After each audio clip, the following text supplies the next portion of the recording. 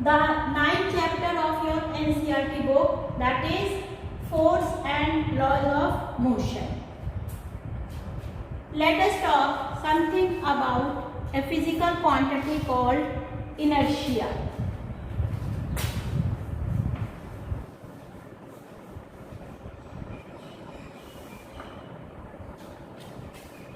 What is inertia? So I will perform an activity. This is a card, and on the card I have placed a coin. Okay. Now suddenly I take out this card. What did you notice? That the coin fell in this box. मैंने एक तेज झटके के साथ क्या किया? Card को हटा लिया, तो आपने क्या देखा कि कॉइन जो था वो इसी में गिर गया। एक बार और हम करके देख सकते हैं। ये देखो, मैंने इसको कवर कर रखा है एक कार्ड से, और इस कार्ड के ऊपर एक कॉइन रख दिया। कॉइन को यहाँ रखने के बाद झटके के साथ कार्ड को हटा दिया, तो क्या देखते हैं आप कि ये कॉइन जो है वो बॉक्स में आ रहा है। ठीक है, ऐसा क्यों हो गया? क्या रीज़न है? The reason can be explained by a physical quantity called inertia. What is inertia? Inertia is the property of a body due to which it opposes any change in its state of rest or of uniform motion in a straight line. ठीक है, let us write down the definition of this inertia. The property by virtue of which a body opposes any change in its state of rest or of uniform motion in a straight line. इसको हम ऐसे समझेंगे कि ये वो property है, ये वो गुण है किसी वस्तु का जिसकी वजह से, by virtue of which का मतलब है जिसकी वजह से एक बॉडी क्या करती है? अपोज करती है। अपोज का मतलब विरोध करना। किस चीज का? Any change in its state of rest, उसकी जो रेस्ट की स्थिति है उसमें कोई चेंज नहीं लाना चाहती। अगर लाते हैं तो ये उसका विरोध करेगी। और of uniform motion in a straight line, और अगर ये स्ट्रेट लाइन मोशन में है, यूनिफॉर्मली मूव कर रही है, मतलब यूनिफॉर्म स्पीड के साथ चल रही है, कांस्टेंट स्पीड के साथ चल रही है, तो क्या होगा?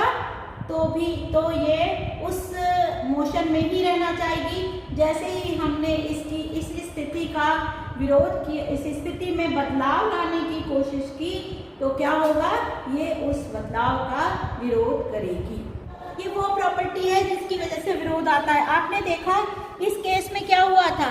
ये बॉक्स था, इस बॉक्स के ऊपर मैंने कार्ड रखा था और कार्ड के ऊपर हमारा कॉइन था। तो कॉइन क्या चाह रहा था? कॉइन की टेंडेंसी थी कि वो इसी कार्ड पर रेस्ट पे ही रहना चाहता था। जब मैंने इसको हाथ से कार्ड को मोशन दिया तो कार्ड तो मोशन में आ गया क्योंकि मैंने इसको पकड़ रखा था, लेकिन कॉइन जो था उसका इनर्शिया ने उसको उसकी स्थिति में बदलाव लाने का विरोध कर दिया, अपोज कर दिया, उसको इस मोशन में नहीं आने दिया, जिसकी वजह से वो अपनी ही जगह पर यहीं रह गया। एक्चुअली में क्या हुआ? कार्ड हट गया, कॉइन जहां था वहीं पर रहा, इस वजह से वो नीचे इस बॉक्स में आकर के गिर गया। ठीक है, इस पॉइंट को या इस टाइप के इनर्शिया को हम कहते हैं इनर्शिया ऑफ रेस्ट, क्योंकि वो बॉडी को क्या कर रहा है? रेस्ट पर ही रखना चाह रहा है। इनर्शिया की वजह से बॉडी क्या कर रही है?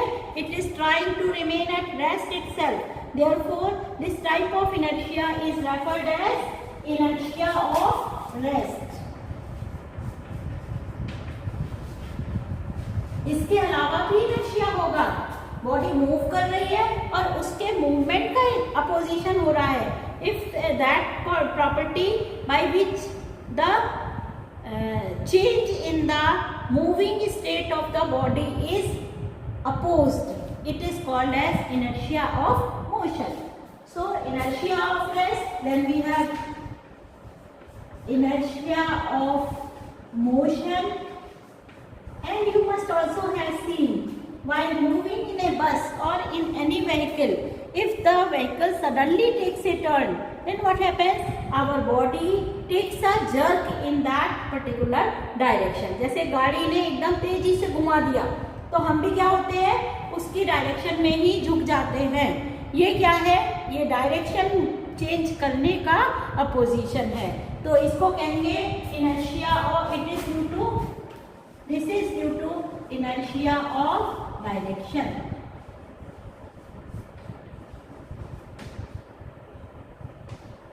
Thus every body has a tendency that it will oppose the factor. वो कोई भी कारण हो, चाहे हम धक्का दे करके उसकी स्थिति में बदलाव लाना चाह रहे हो फोर्स लगाकर, या फिर हम उसको खींच करके पुल करके, या हम उसके डायरेक्शन को चेंज करके, हम किसी भी प्रकार से अगर बॉडी के स्टेट ऑफ रेस्ट या स्टेट ऑफ मोशन में चेंज लाना चाहते हैं तो इस प्रॉपर्टी इनर्शिया की वजह से ऐसा करने में एक अपोजिशन लगता है. इसी को हम कहते हैं इनर्शिया. तो Galileo explain this phenomena by taking an inclined plane. किसने ये एक्सपेरिमेंट किया? गैलीलियो ने. उन्होंने क्या बताया कि said that if a ball is dropped from a particular height over an inclined plane, then the ball will cover some distance and will reach up to the some height. ठीक है, ऐसे ball को छोड़ेंगे तो ball क्या हो जाएगा? इस हाइट तक जाएगा. ये आप भी खुद करके देख सकते हैं. एक बॉल लेकर के बस करना है ये. तो उन्होंने इस तरह से किया. फिर उन्होंने क्या किया, इस प्लेन की ये वाला जो इंक्लिनेशन है इसको थोड़ा सा चेंज करते गए. जैसे आप देखिए कि यहाँ पर उन्होंने क्या किया है, इस तरीके से इंक्लिनेशन ऐसा है तो इसको थोड़ा थोड़ा ऐसे झुकाते जाएंगे. ठीक है, प्लेन को कैसा करते जा रहे हैं, थोड़ा थोड़ा एंगल उसका बढ़ाते चले जा रहे हैं. तो ऐसे ले लिया इस तरफ, तो क्या देखा कि बॉल की हाइट थोड़ी ज़्यादा हो गई. फिर इस तरह से और प्लेन कर दिया, बॉल और थोड़ा ऊपर चली गई. उन्होंने कहा कि अगर मैं इसको स्ट्रेट कर देता हूँ तो क्या हो जाएगा? If this inclined plane is made straight, he said that if the ball is dropped from a height, it will continue its motion on that straight line path. ठीक है, उन्होंने क्या कहा कि जब तक इसको रोका नहीं जाए तब तक क्या होगा, ये एक इंक्लाइंड प्लेन पर स्ट्रेट लाइन पर मोशन करती रहेगी. ठीक है, उनकी थ्योरी ये थी, उन्होंने ऐसे बताया थ्योरेटिकली कि अगर बॉल को किसी हाइट से हम छोड़ देंगे और प्लेन को स्ट्रेट कर देंगे तो अनलेस एंड अनटिल कोई हम उस पर अपोजिशन नहीं लगाएं तब तक ये बॉल क्या करेगी, चलती ही जाएगी, चलती ही जाएगी. हाँ, ये जो लॉ है, ये गैलीलियो का लॉ है, इसको हम कहते हैं लॉ ऑफ इनर्शिया.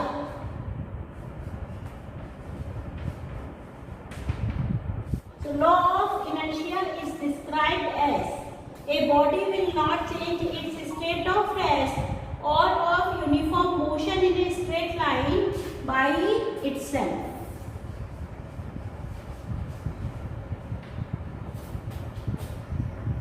इसका क्या मतलब हुआ कि एक बॉडी, अपने बॉडी का मतलब यहाँ पर ऑब्जेक्ट है. ठीक है, बॉडी का मतलब ह्यूमन बॉडी नहीं, कोई सा भी ऑब्जेक्ट हो सकता है. फिजिक्स में हम ऑब्जेक्ट के लिए बॉडी वर्ड बोल लेते हैं. तो ये बॉडी अपने आप से क्या कर सकती है, ये अपनी स्टेट ऑफ रेस्ट को या अपना uniform motion in a straight line को अपने आप से चेंज नहीं कर सकती. The study which was done by Galileo was continued by another great scientist और mathematician, that is sir Isaac Newton. Newton ने भी इस स्टडी को कंटिन्यू किया मोशन पर और उन्होंने भी लॉज फॉर्मुलेट किए. And there are three laws of motion which is known as Newton's laws of motion.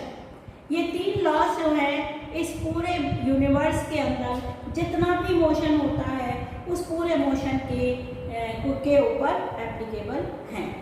ठीक है, तो हम न्यूटन्स के लॉज अब पढ़ने जा रहे हैं. The first law of Newton. There are three laws of Newton.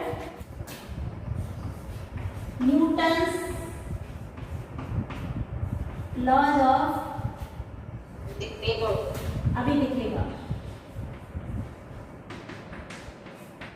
A body will not change its state of rest or of uniform motion in a straight line unless it is acted upon by a force. Galileo ने क्या बताया कि अगर हम कोई force नहीं लगाएं तो ये चलता चला जाएगा, लेकिन एक्चुअल प्रैक्टिस में क्या होता है, जब हम बॉल को डालते हैं तो उस पर फ्रिक्शन का फोर्स आ जाता है। इसीलिए आपने देखा है क्या कभी बॉल को चलते हुए कि लगातार चलती जा रही है? नहीं, जब हम बॉल को फेंकते हैं तो बॉल थोड़ी देर के बाद रुक जाती है। इसका कारण क्या है कि उस पर फोर्स लग रहा है। कौन सा फोर्स लग रहा है? फ्रिक्शन का फोर्स लग रहा है। और फ्रिक्शन का फोर्स कैसा होता है? अपोजिंग फोर्स होता है, तो वो उसके मोशन का विरोध करता है, इसलिए उसकी स्पीड को कम करता जाता है और फाइनली बॉल क्या होती है? रुक जाती है। Balanced and unbalanced force.